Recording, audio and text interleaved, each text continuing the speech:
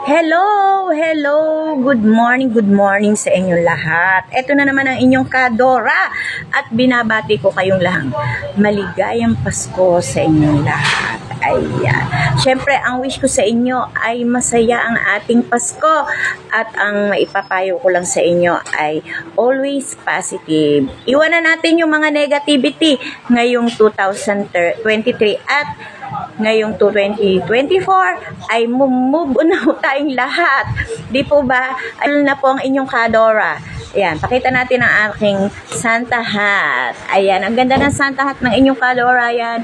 Miss na miss ko na po ang mga friends ko na makasama ngayong Pasko. At syempre, ang inyong Kadora ay hindi nakapamasko.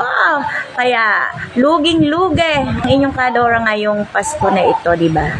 Ayan, sa aking mga inaanak, ang ninang ninyo ay walang maipapamasko sa inyo ngayon dahil four ang inyong ninang Kadora. O, di ba? Ayan.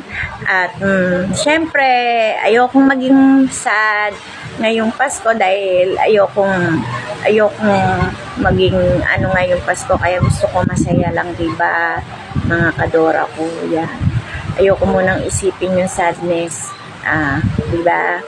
Ayan. Kaya, Merry Christmas sa inyong lahat, aking mga careers at aking mga friends. Lalong-lalo na sa aking mga kaibigan na laging nakasuporta sa akin at laging nagmamahal sa inyong Kadora, no matter what.